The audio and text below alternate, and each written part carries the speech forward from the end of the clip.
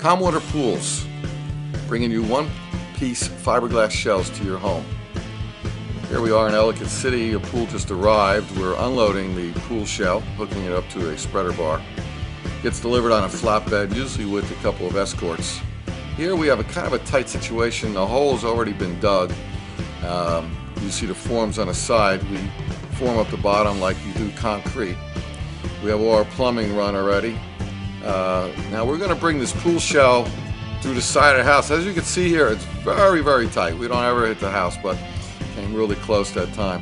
Here the pool shell is being lowered into the excavated hole, which has got number 8 stone on the bottom of it as the foundation. Once that's lowered in place, they'll start taking measurements. The pool will be filled with water and then set up for concrete, as you can see by the orange line. Thank you for visiting Comwater Pools.